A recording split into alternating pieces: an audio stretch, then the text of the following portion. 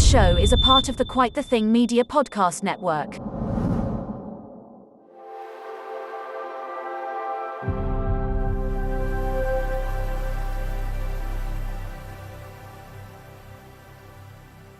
Hello and welcome to Season 2, Episode 5 of the Gamers Watch podcast. I am Shaun, and as always I'm here with Harry. Hello. And like we said last week, we are up for another award, because we're that great. We are indeed. It is the Quite the Thing Gaming and Technology Award 2021. I got it right. You got it right this time. Now, one thing I do want to say is we did sort of throw it out there last week that we know that we're going to win, so... Please do remember to vote for us, because we can't win if nobody votes for us. And we are the best podcast really ever. So who else are you going to vote for? Exactly. Who else has put the effort of making a personalised award Twitter header? Nobody else. Literally nobody else. So we deserve it. Give it. We do. Now. Yeah. Give us the award already. And we don't want to wait. We want a trophy with the award as well. And a big check. Yeah, I think a big trophy, one of those big comically sized checks, a medal. A medal, really like a medal each, yeah. Each. Yeah. I'd really like a cardboard cutout of us as well. I think that would look great. With the that trophy. Would set us with the trophy. That would really set us above. Anything else? Oh, what, for the award or just for the podcast? Just what for the podcast? What else do you think we deserve? We both need Xbox wireless headsets. We do, and you've got a Series S in your bedroom. I would love a Series S in my bedroom. So we need an award, a medal each, a trophy, cardboard cutout of us each with the trophy, a set of wireless headsets each, and I need a Series S. Yeah, and I also wouldn't mind a signed autograph. Signed photo of both of us. Yeah, that would be quite... So, wait, hang on. So you want to have a signed photograph of yourself? Yeah, but on like proper professional printed like paper and that. And framed, because I'm not paying for a frame. You could just go to a photo shop. Yeah, but I'm not paying for it. That's what I want for us winning this award. Ah, fair enough. Right, okay. Yeah, I mean, I don't think those demands are too bad, do you? No, I think that's reasonable. And entrance into the Gaming Hall of Fame, if there is such a thing. That might have just tipped it over the edge slightly. I don't know. I reckon that's within the realm of reasonability. Well, carry on tuning in to us to see if we do win a prize, an award, a trophy, a cardboard cutout, a signed photo of ourselves in a frame, a pair of wireless headsets, an Xbox Series S, and a place in the Gaming Hall of Fame. And a Phil Spencer in a pear tree. Fuck off, Shaun. Stop it now. This is getting ridiculous. Speaking of ridiculous... sorry. Get your local confetti maker to vote. Yes, and to listen to us as well. Share this podcast with your local party planner. Not the Michael Barrymore. We don't want to go through that again. We got sued. We got the right guy. Yeah, we did. We helped them. That's why we should be in the Hall of Fame. Yeah, we should be in the Hall of Fame for reopening a 20-year-old cold case about a man who drowned in a person's swimming pool. Yeah, I want a signed photo of us on the wall of Scotland Yard. Yeah, that's not too much to ask for, I don't think. No, not at all. No. And also, I would really, really like a PS5, because you've got one, Shaun, and I want one as well. So... That's tipping it over the edge, really, isn't it? That's a piss take. What, and the rest isn't the trophy, the check? That's all fine. The PS5 is a bit of a piss take, so I'll take that back. Okay, cool. Talking of piss takes, game in 60-second answers. Yeah. Shaun, what was your clue last week for our listeners? My clue last week was, this bloody sat-nav never takes me straight to the afterlife. It's a really good clue. I'm disappointed that I must admit, it's genuinely good. It's an improvement. This one makes sense like straight away, whereas my one doesn't. No, but I mean like Outlast, it's a stretch. That was terrible. So, Shaun, what was your game?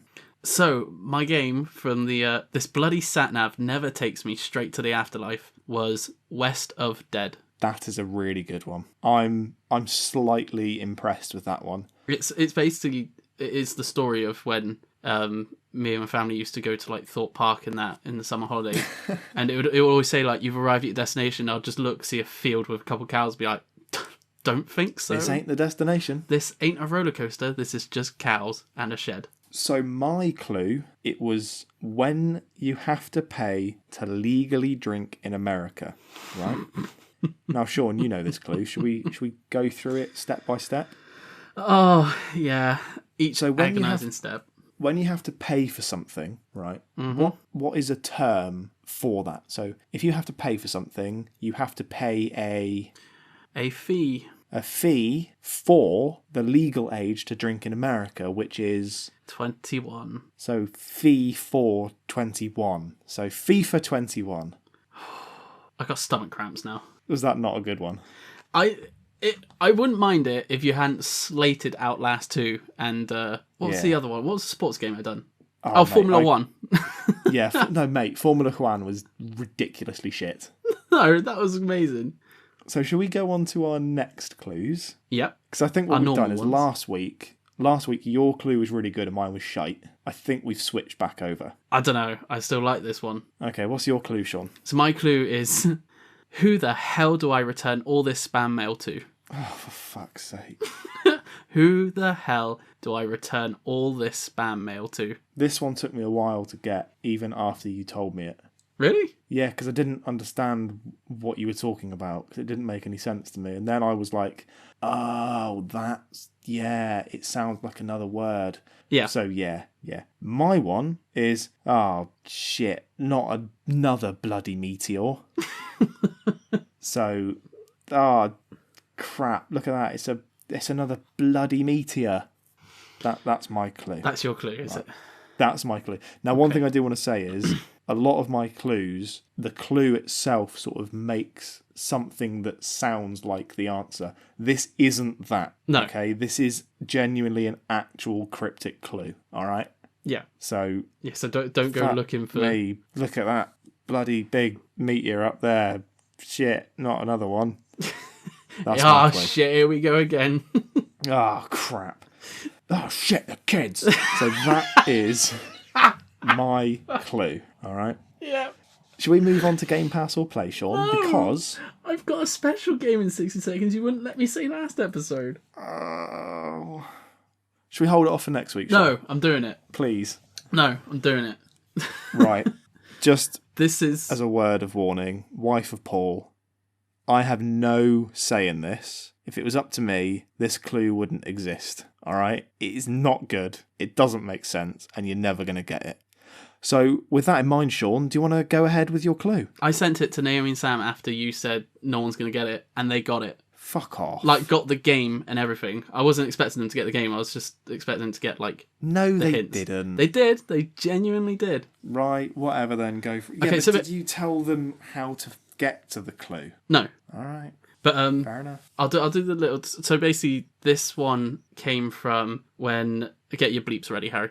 When said that Gears of War was crap, basically, and I was like, yeah, I can't just let that lie. And so I decided to make a game in 60 seconds for her because I'd done one for Paul, the Wingdings one. And I was trying to think what I could do because she said she obviously hasn't, she's relatively new to gaming and hasn't played too many games. And Sea of Thieves was like one of the games she's playing most. So I thought I would do the clue in the style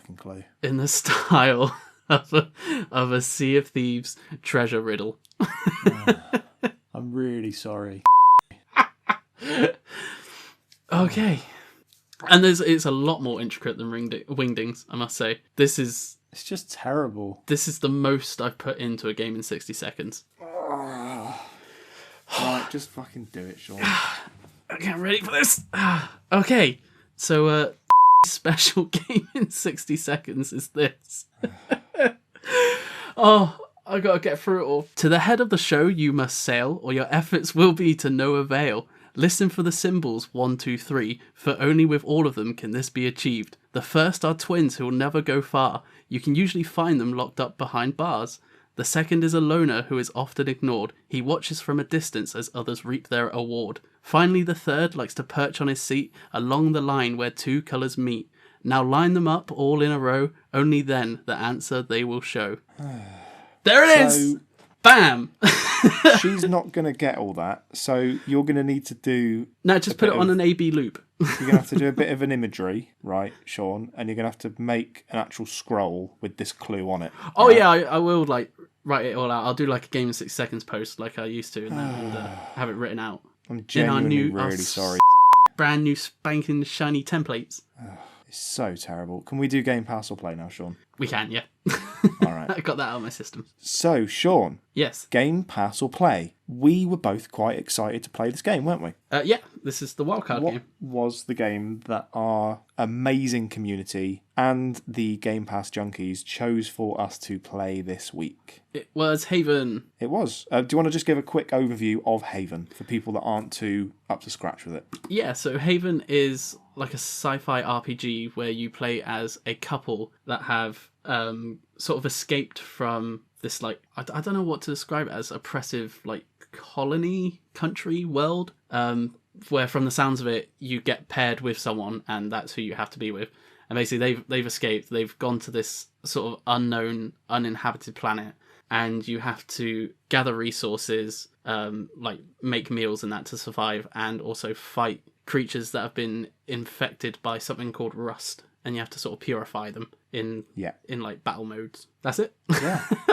You fly So, around. Shaun, You've got gravity boots. You know when you spoke about Steep last week? Yeah. And you said that it was the most horrendous controlling game you've ever played. Right. Did you not play Haven? Yeah, I did. It's perfectly fine controls. No. Yeah. Nope. It's literally the control scheme for brothers.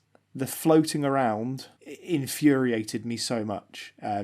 Did you use the drift? Yeah, all using the drift, I hated it. I'm not going to lie, Shaun. Not a fan of this game in any way, shape or form. Shock horror! The characters I just thought were bland, boring, couldn't care less about them. I really didn't like the combat at all. I thought the combat was really overly simplistic with no real gauge on strategy or any sort of semblance of sort of skill to it whatsoever. It is pretty much like a rock paper scissors, the combat. So they'll either be weak to, I'm trying to remember what they're called now, like a blast, sort of like a physical. Yeah, sort of like a physical or I'll just call it elemental. Yeah, elemental but attack. Shaun, you don't choose who you attack.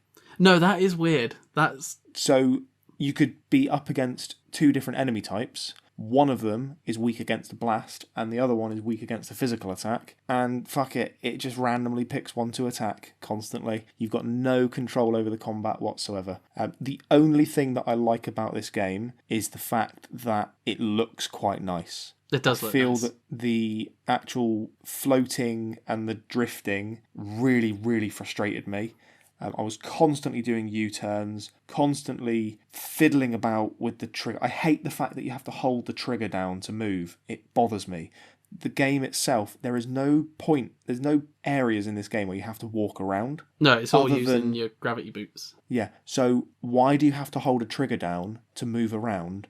I just don't get it. So you're constantly having to hold right trigger, and if you let go of right trigger, you just really slowly walk around.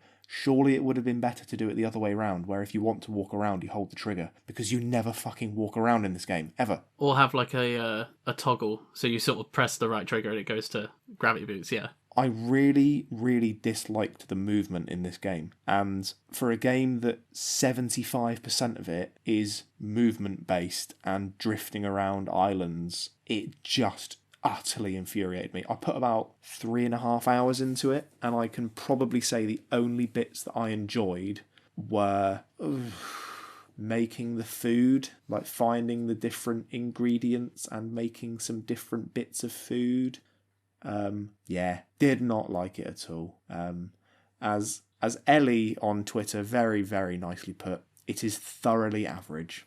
See, I didn't have a problem at all with the movement. Like, I got to grips with it instantly, sort of thing, and never sort of struggled with any of it. But I did like it. I liked the characters as well as like a couple. Oh, I really didn't. It didn't feel as cringy, I guess, as other couples in like games. Like I thought the complete opposite. They did seem like they could be an actual couple, and there was an awkward moment as well, where I was playing it and Lucia was in the room, and she obviously didn't know what the game was about, and there was just these two people talking, and they started talking about sticky sheets in bed, and I sort of saw the look come towards me. I was like, it's just a normal game, trust me, please.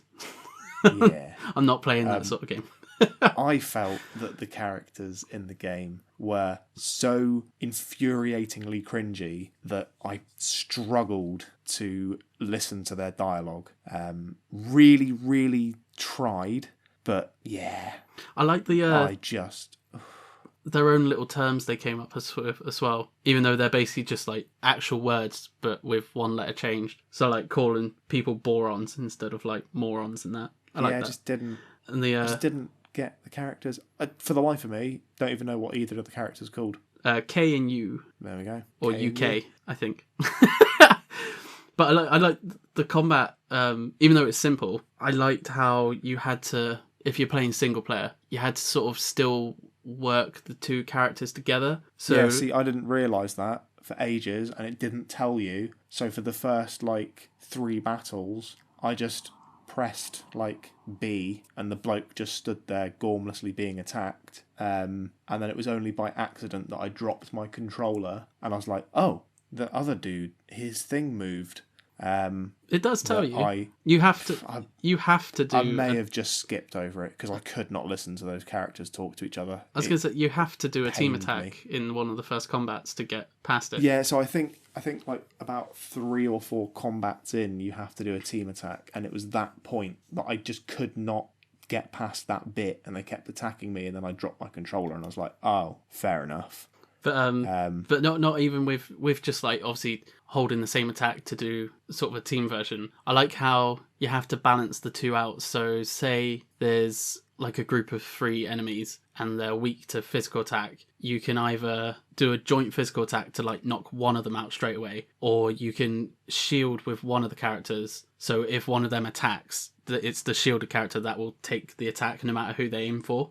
So you have to keep an eye on both of their health and sort of decide who's going to shield during that moment and who goes in for the attack and time it. And there's enemies in the second half of the game where they're only vulnerable in a certain state, so you sort of have to keep an eye on them. And if they get giddy, or this sort of one, the closest thing I can describe it to is a giant praying mantis, and it'll basically close all its legs in so it's shielded. And while it's shielded, it'll be weak to a elemental attack. And then if you hit it with that, it'll sort of open up and get giddy, and then you can do a joint physical attack to knock it out and stuff. So I liked how you had to sort of work the two characters together. And it is multiplayer as well, but I played it mainly in single player, so I didn't get to try and wipe out much. But I only played single player. In multiplayer, it is also, it feels like you're sort of having to work together as well, sort of thing. But obviously single player, you still are, but you're working together on your own. Is the best way to describe it. But well, I'm glad one of us liked it. Yeah, I really enjoyed it. It's probably one of the most fun and just casual games I've played in a while. Oh yeah, I mean it was a very chill game. Yeah, I think that's why the combat being simplistic, I think, matches the rest of the game. I hated the fact that you had no direction to the combat. You couldn't, a simple thing, who do you want to attack? Couldn't do it. It just that is me. one thing that I don't really get. I don't get the decision behind it, sort of thing, choosing who to attack. The main thing for me is if there is a story-driven game following a character, I have to like the character. It's why I absolutely love Walking Dead Season 1, The Wolf Among Us, and Heavy Rain to an extent. I like 2 of the characters in that. Which the one that shouts Shaun all the time. Yeah, I quite like him, and I like the old detective as well. Yeah. Spoiler alert: he's the killer. Shelby, isn't he, or something? Yeah, Shelby. He's the killer. But the problem that I have, and it's exactly the same problem as Tell Me Why, and exactly the same problem as Life is Strange, is I just don't like the characters. Oh, they are nowhere near as bad as Life is Strange. Life is Strange, everyone's a cunt. Yeah, well, I don't think it's so much that they're just complete and utter dickheads. They just annoyed me. They're the sort of couple where I know that if I went to a dinner party with them, they'd be like, oh, this one time when we went to Rome. Oh, and then they just laugh at themselves and not tell the story. They seem like the most infuriating couple where they think that they're quirky because they've got all these inside jokes, but actually everybody just wants to tell them to shut the fuck up, and no one wants to see pictures of when they went on holiday. I like that they actually argue as well, depending on what you pick. So there was one moment, I can't remember exactly when it is, but they were discussing about if it's fair that they're the only like sort of couple that have managed to escape, and you sort of had a mini argument between them depending on what you picked as to whether if there was a chance given they'd go back to try and save the others, or they'd just sort of be like, no, we made it out, fuck it. So I like how there was actual arguments between them. But they just annoyed me. They did my head in. I didn't like them. And for a game where you're following the only two characters in the game moving around small areas, the fact that I hated navigating around the small areas and I didn't like the two main characters, sort of a bit of a problem. Did you like the little creatures as well? Oinks, the lizard. No. Nope. What? He's cute. No, I just didn't. Cute little oinks. I really, genuinely, honestly don't like anything about this game apart from the way it looks. Okay. Really, not a fan of it. So I'm guessing it's going to be it's a gameplay. Yeah. What? Well, you like it. Yeah, but I was just going to say with Wildcard we just give one each, because with our shiny new templates that I'm going to go on about for a few episodes, I can do it. So we've got two verdicts. It bored the tits off me. Don't play it. That can be my blurb. I'm going to say it's a gameplay. Try it and don't listen to Harry because he's a boron. Go fuck yourself. That'll be my blurb. So, Shaun, there'll be a little blurb at the bottom just saying, "Go fuck yourself." Shall we talk about the next game that we're going to play? Yeah. This vote went down to the wire. I've never seen it so close. So we put a Twitter poll out, and I'll just get the Twitter poll up. So we had quite a lot of votes, actually, didn't we, Shaun? Oh, we did, yeah. So we ended with close to 50 votes, actually. That's not bad. And yeah, like you say, it did come down to the wire. We had 50 votes, and the winner had 40% of those votes. So 20 votes, if my maths is right. So the first game that we were going to play was Narita Boy. And that was option 1. That was the one that won. Yeah. Now, in second place was Narita Boy, and it got 16% of the vote. Then in third place was Narita Boy, and that got 24% of the vote. And then in fourth, we had Narita Boy. How did third place get 24% and second place get 16%? No, it was the poll itself. So the first option, the second option. Okay. Yeah. And the fourth option was Narita Boy, and that got 20%. Gee, so it was close. Shaun, the game that we're going to play is going to be Maneater, because it just came out on Game Pass, and I actually want to play that more than Narita Boy. So we're not playing Narita Boy. I've made a decision. We're playing Maneater. Oh my god. I thought the Narita Boy saga was finally coming to a fucking end. No, I think we'll probably play that another time. No, we can never play it now. If we don't play it where we've put every single option as the vote, we can never play it. Or I'll just pick it for your damn pick next time. No, because I think this should be a game that we never play. What, Narita Boy? I really want to play Maneater. Yeah, but all you've gone on about for about halfway through season 1 was Narita Boy. Yeah, but what if it's not good? Then you slate it, you tell the developers they're a bunch of wankers, and then I go, I actually liked it. Fine, we'll play Narita Boy. It's what the people wanted. Well, it's what you wanted because you put it as the only option to vote for. To be honest, I put it as a joke, and then within like 5 minutes we had 12 votes, and I was like, oh shit, can't really delete it now. We'll play Narita Boy, and then we'll include Maneater as one of the options for the next vote. Yes, that sounds good. Okay, that's a plan. We'll do that. So we will be playing Narita Boy, and you will hear what we think of Narita Boy in 2 weeks' time. And what actual genre is Narita Boy? Because I haven't watched anything on it. I'm guessing side-scrolling platformer. Yeah, I was guessing that, yeah. And it's not a roguelike. It's a genuine platformer. Also, just very quickly, I was speaking to Retro Joe today, because I work with him, and he made a very, very good point. Would you say that Madura's Mask is a roguelike? Ooh. I think it is. No, because you don't... Because you have to start again, and if you do travel back in time, you lose most of everything apart from a few key items, and you get a little bit better every time you go back to the start. I think it's a little bit of a roguelike. It's got elements of it, but I wouldn't call it like a core... I wouldn't say at its core it's one sort of thing. So, we're going to bring back an older segment.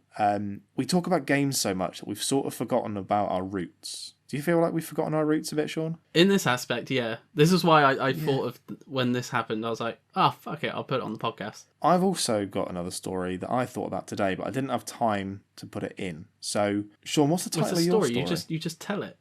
No, I didn't have time to fit it into the script. Okay. So, what's your story, Shaun? My story's called Mr. Bean Work Story. I was going to say my story is called... I don't have a name for it. I feel bad now because I disturbed you. You say what your story's about, and then I'll come up with a quick name. It's not a long story. It's just one I thought, because we haven't had stories for a while, I'll just put it in. Okay. And it was at work, obviously. And do you ever have it Learn a driver. My one's called Learn a Driver.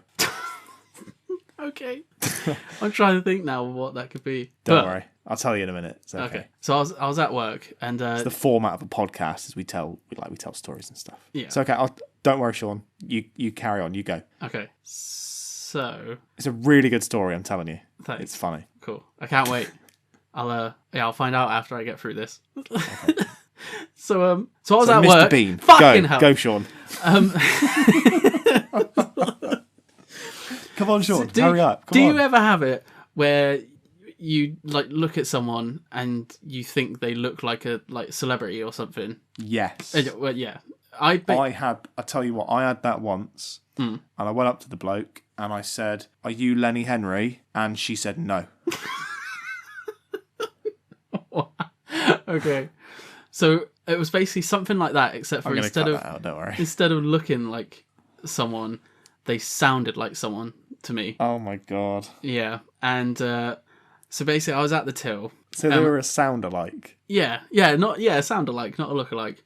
And I was at the till, and basically when I serve a customer, even if they pay by card and that, the till drawer opens, so the last thing I do while they're walking off is I look down and I'm shutting the till and that and getting ready for the next customer.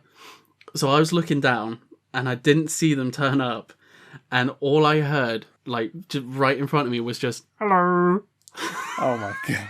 And you know what? You know when you hear something or see something and you before you even think about it, you laugh. Yeah. I done that to look up and see this customer just stood right in front of me that ended up being the person that said hello, because I just heard Mr. Bean in my head. So basically I just humiliated this person by laughing at their voice before I'd even seen them. And then I had to try and play it off that I was laughing at something else. Oh my god. Yeah, and then after, when they left, normally when something that happens like that with me, I for about an hour I'm like, that's so embarrassing, and just go red faced. This time I thought, I could tell that on the podcast.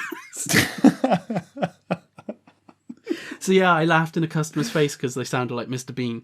Oh my god. Well, at least this podcast is helping with your crippling social anxiety, Shaun. Kind of, yeah. Yeah, it's good. Now, rather than feeling embarrassed straight away, you can share your embarrassment with dozens of people. Exactly, and it's saved for history. Yeah, and, mate, it's all about that fucking content. That does remind me slightly of... This isn't Learn a Driver story, by the way. This is a very, very short story. However, I may have told you this before, but it's still very funny. So, I used to work in a call centre. Wasn't fun. Would not recommend. If there's anyone out there thinking, I really want to start a career in a call centre, don't do it. It's shit. Soulless. It's painful. The people on the end of the phone, they say some of the worst things that I've ever heard in my entire life. So, yeah, would not recommend. However, we did have a bloke who used to always call in, and he was called Robert Bell, was his name. Okay? Okay. Robert Bell was this gentleman's name, and he was very angry. Oh my god, yeah, sorry. Yeah, you have told me this, and I'm going to have to move away from the microphone, because... No, you don't, because I want people to hear your reaction to this, Shaun. I know what it is. So Robert Bell called up, and he wanted to speak to me directly, but I was on the phone at the time. So my colleague Taru, who we've spoken about before, he's the one that my mum slapped his penis once. He and who you said to the chap, punched a post lady instead of him. Yes, I punched a post lady, and he also broke my coccyx and shattered my ankle by kicking me off a swing once. So Taru had Robert Bell on the phone on mute. However, the mute actually wasn't mute.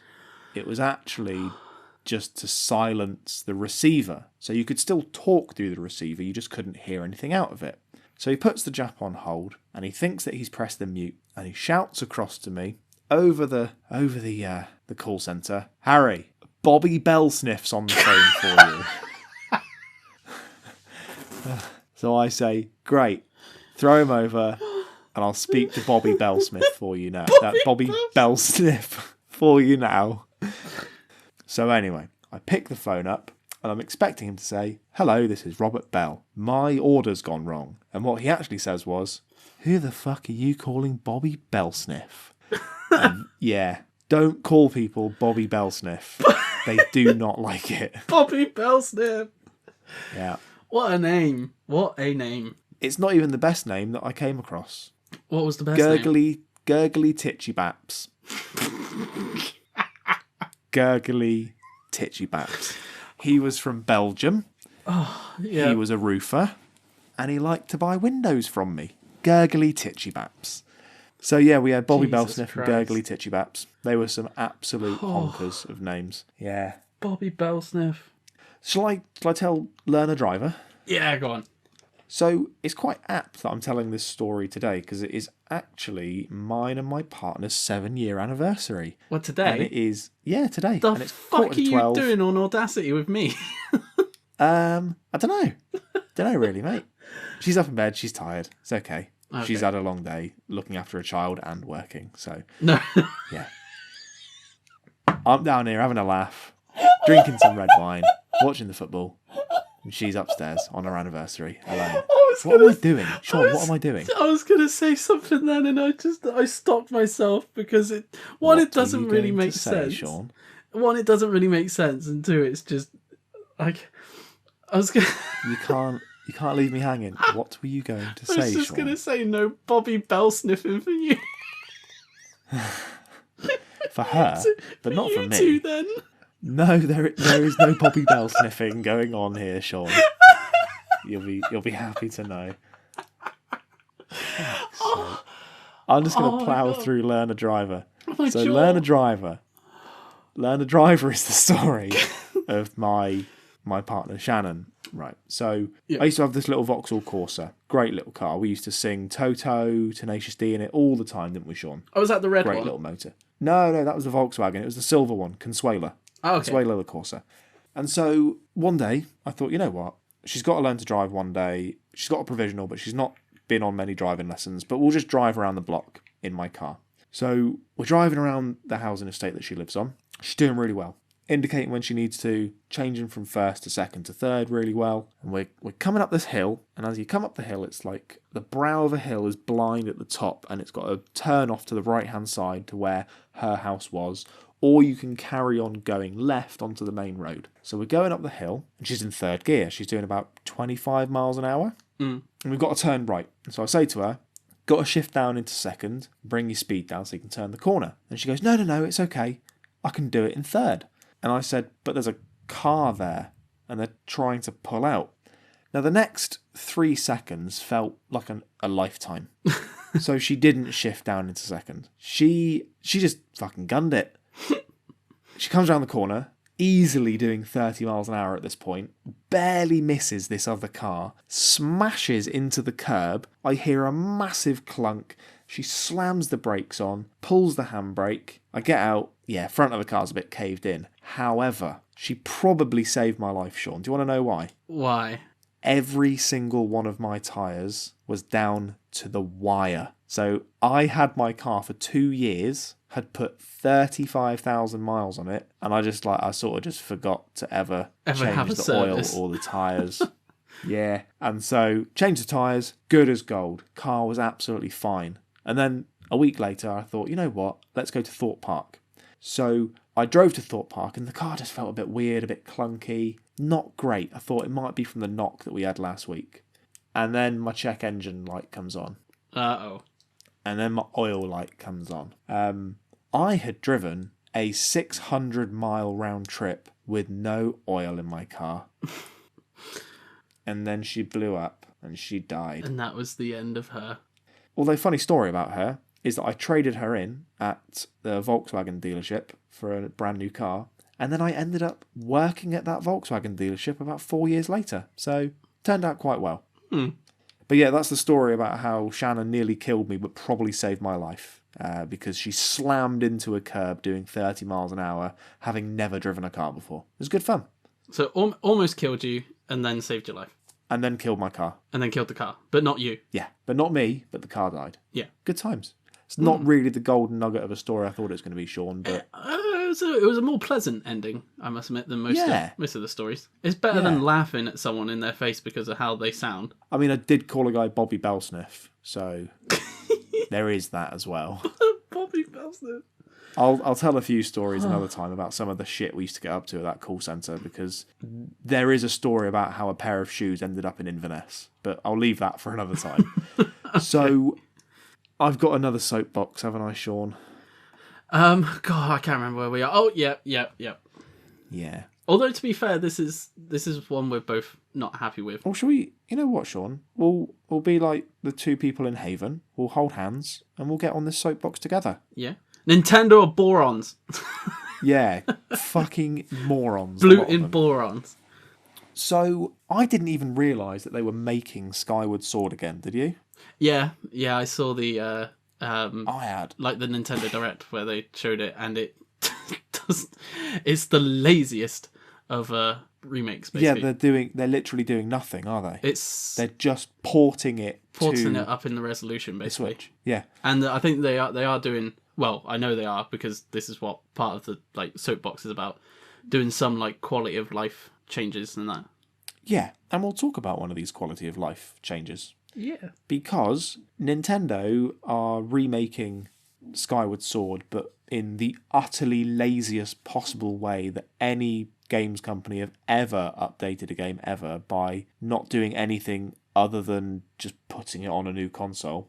However... They're doing the GTA 5 way of remaking a game. I genuinely think this is one of the worst cases of corporate greed within gaming that I've ever seen. And I've seen some bad ones. This is a whole nother level of shittery. So, I've never ever had an Amiibo. I don't really know what they are, and they do not interest me at all. They're the same as Funko Pops. I just do not care about them. So yeah, Amiibos are basically... a way for Nintendo to make money off of people. They started with the Toys to Life sort of craze with like Skylanders and that, and they're basically Nintendo figures, and they've got an NFC chip in the bottom of them, and if you put it on, I think the Wii U was like the gamepad, I think, and then Switch. Yeah. I'm not sure what Switch is because I haven't used it on the Switch. And it's basically like it'll bring that character into whatever game it's for, and you can save like stats of that character to the figure and take the figure with you to friends, blah blah blah blah blah. In a nutshell, that's what it is. It sounds like a memory card with extra steps. It's pretty much a memory card that also acts as a figure, but you can't save anything and everything to the memory card. It's only stuff specifically for that character. Yeah, hence why I've never heard of these things or have no interest in them. They just seem like Nintendo wants more money than all of the money they already have. Skylanders better. However, something has happened this week that I think is a completely egregious act against gamers. What have they done, Shaun? Well, it's a few weeks ago now. Oh, yeah, it was a week ago when we were talking about it. It was middle of May. Yeah, but Nintendo are bringing out a Skyward Sword Amiibo, and locked behind this Amiibo is the quality of life feature in the new Skyward Sword of being able to, I'm going to have to try and remember this right, fly. Warp back to your like cloud island thing at any time, rather than having to go to the little statues. Really big deal. This isn't just like if you do it, you'll get like an extra couple of rupees, or you can swing your sword a bit quicker. It's a huge thing. It's basically quick travel. It's imagine buying Skyrim, but you cannot ride a horse unless you buy a £15 model of a horse and throw it at your Xbox whenever you want to use the horse. Horse Armour 2.0. But also, I didn't realise this. Anytime you want to use this quality of life thing, you have to use the Amiibo. It's not just you like put the Amiibo on your Switch one day and it registers, oh, you've got the Amiibo. Because that way you could just go to your mate's house and you could just ping your Amiibo on his Switch and then it would always work for them as well. No.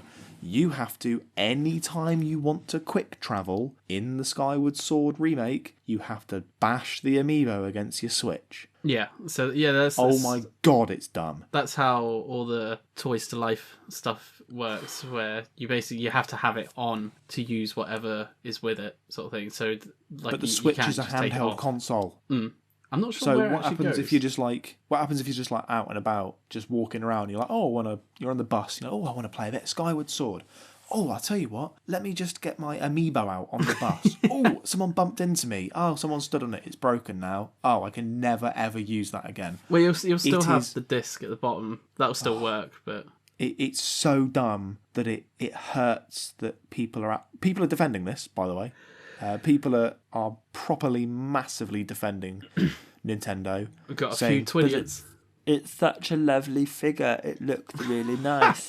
Firstly, doesn't look nice at all. I think it looks like a shoddy lump of plastic, like all of these action figures do. And I'm throwing Funko Pops in there as well. They are horrendously bad.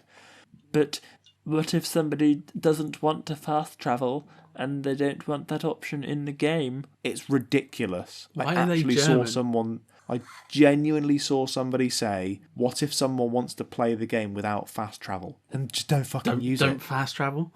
Don't fast travel. Done. Don't make people buy a shitty remake for 60 quid and then hide a quality of life option behind a £15 paywall. It is ridiculous. And people are defending it. And I can't cope, Shaun. People are the dumbest people in the world. People are morons. I hate them. People are the dumbest people in the world. Fuck the lot of them. They're idiots. Twidiots. We've got to plug that phrase. They're nintidiots is what they are. Fucking morons. Nintwats. Nintwats, yes. They are nintwats. Nintwattos. Yeah. So that's my little soapbox. I mean, I think I'm angrier about this than you are, but generally I'm angry, but I don't show my anger the same way as you most of the time. No. Unless it's Genesis Noir. The only way that I can explain my anger is Dennis in Always Sunny when he says that I am untethered and my rage knows no bounds. I feel like that's like my 5. That's like my normal, like everyday. That's my base. That's your go-to level of emotion. That's just my like go-to level of like, fuck, people are dumb. I hate them. This has really made me angry. And actually, what's upset me more is that people are defending this.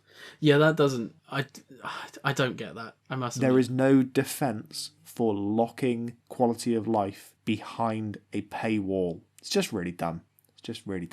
Shaun, I need to calm myself down. I'm sort of like, I got the shoulder. You got the shakes. You got the eye twitch. I've got like the lungy shoulders. I feel like lungy shoulders. I feel like I want to pounce and attack something. But Shaun, we've got a new segment. We do. You need to cheer me up. All right. I don't know if it's going to do that. By the way, just to let you know, I've just checked my audio. This fucking pug has snored through both of these episodes. I did hear him briefly then when you were talking. Yeah. I'll tell you what.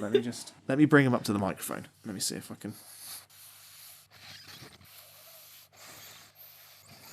We've got this new segment, and I really want you to explain the segment to the people, please. Okay, so 2 episodes ago, I believe it was now, we went through a few of the game designs that some of them was what we came up with when we were doing Curiosity, and a couple of them were just ones I've written down when I've thought of them or been like working on different game design stuff and that. So this new segment comes from that basically, and it's going to be I go through a random game design idea I've had each time, and then I believe you've said we're now going to put it up to a vote as to whether it's a good design idea or not. Yeah. Yeah. Most of the time it won't be. I'm not going to lie. They are terrible. So what is the name of this segment, Shaun? Entering Shaun. Yeah. So working everybody, title, I hope. Strap in, lube up, rubber up. It's time to enter Shaun. Shaun, what's your game this week? And today's segment title is Senses. That is Okay. that is what I've named this game design idea on my list that I've got in front of me. And Right. okay, so the idea for the game came from when I was walking home from a wrestling night at Luke's once. And it's about a half-hour walk. This is like 90% of your stories start with, so I was walking home from wrestling one time. Well, that's when I'm thinking about stuff, because I just shut off when I'm walking. Men in spandex, get your creative juices flowing. It's fine, I get that. Yeah. Well, why wouldn't it? But anyway, I don't know. I was walking home, and obviously it's like 4 in the not morning, judging. because wrestling is American time. And it was pitch black, and I had my headphones on, listening to music. And the thought just popped into my head that I'm basically relying on seeing stuff out the corner of my eye, like if I'm crossing the road or something like that, because I've got my headphones in and there's no one else around, so I couldn't see other people's reactions for like if a car was coming and that. And so the game idea popped into my head, and I think it would have to be VR. I don't know, it might work without it, but it would definitely have to have 3D audio, so like headphones and that, sort of like Hellblade, where you have to navigate different courses, but one or more of your senses are either taken away from you or changed in some way. So basically, So like say for example, it is a street, and you'd have to get from point A to point B, and at first it'll be normal, and then the second time you do it, you have no sight, and you've got to purely rely on your hearing to listen to like if there's like obstacles coming or like hazards in the way and that. And then the other time it could flip around, so you lose all hearing and you've only got your vision to go on to get through the course. And that was Senses. I think that sounds quite good. And I also thought it would sort of highlight how difficult it could be for like blind or deaf people to navigate the streets, pretty much, because it was literally, I don't know why, I always walk with headphones in because I hate just walking without being able to listen to music, and it was just that one time for some reason I was like, I really should rely on my hearing here to see if there's a car coming to run me over. Well, Shaun, that is a lot better than Twat Cat, I'll give you that. Yeah. Yeah, I don't know, Twat Cat would be more fun, I think. Twat Cat would be good 5 minutes pissing about. But puzzle Senses game based on senses. Yeah, I like pretty that. much. No, I really like that. Although the only thing I is, think it would have to be VR. Yeah, there's only 2 senses as well you can really do for a game. You can't really do smell or taste at the moment, or touch. We're you not quite at smell-o-vision. Oh, you could kind of do touch if you had motion controls with the VR, and you can have the vibrate function sort of act as touch. Yeah, I guess you 3 could. senses. Yeah. I'm updating these. I'm writing these now. Let's have a look. Oh my! You're updating the document as we speak. So as Shaun is updating the document, I just want to say thank you to every single person for listening to this podcast. We say it every week, but it really does mean a lot to us, and we genuinely can't believe this many people listen to us. Done. You're done, are you? Yeah. So carry on. So Shaun, can you believe that this many people listen to us? No, I can't believe that 2 people still listen to us. No, let alone our Gamers Watch gang that tune in every week and share our show and talk to us and get involved and spread this ridiculous premise to all of their friends. Or like Paul and his... You have to bleep that out, mate. And husband of Husband... I've got to bleep that out. So... Yeah, just a massive thank you. And also just one thing that I did want to say, it's still very early days, and at the moment it is just a Twitter page and an idea. And you know what I'm going to say, don't you, Shaun? Give us money. Documenting disclosure.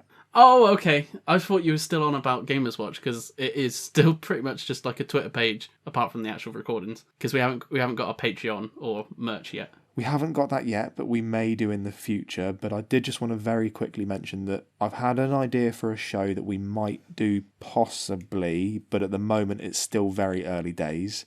But the fact that we put it out there to people and we had instant interest, the one thing that I would say is the people that I've spoken to, the interest hasn't even been about the subject. It's just people want to listen to us more.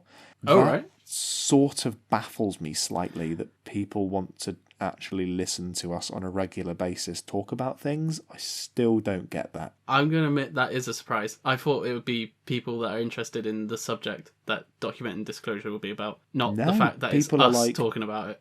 Well, I spoke to Tony V today and he said he's excited because he feels that this show is at its best when we disagree with things. and there may be some disagreement within the Documenting Disclosure podcast, and that could bring out some really good content. So in other words, arguments. There is, maybe, but there is more stuff to come. But that show is months away. It's still very much in the planning phase, and we still do have to try and work out how we're going to do it logistically with the pandemic going on, because it's a shit time at the moment. And also with this full show, we also work every day on. Yeah. So we have to try and find a way to do it properly, effectively, so that it doesn't disrupt this show. Yeah. But we just want to say thank you to everybody, and it would mean the world to us if you could share this with someone. I know we always joke and say share it with your florist or your party planner or your rabbi, but genuinely, honestly, if you think that anyone that you know would enjoy listening to this podcast, we would really, really appreciate it if you just send a link to them and maybe vote for us in the QTT Podcast Awards. The links to all of that will be on our social media. Maybe. What do you mean, maybe? You said maybe vote for us. No, vote for us. I was trying to be really heartfelt. If you like it, vote for us. No, Fucking maybe. Vote for us. That's how we got 0 in Eurovision. Oh, maybe vote for UK. We are not going to be the Eurovision of gaming podcasts. We might right? be. We might. What if we become the I think we will be. the podcast, the Eurovision version? Oh my god. Oh, Gamers Eurovision. So thank you very much, everybody, for listening. I've been Harry. Who have you been? Shaun. And don't forget to keep on listening. And keep on gaming. And we'll shuffle the papers and we'll do the fade out, and it'll all be good. All be tickety.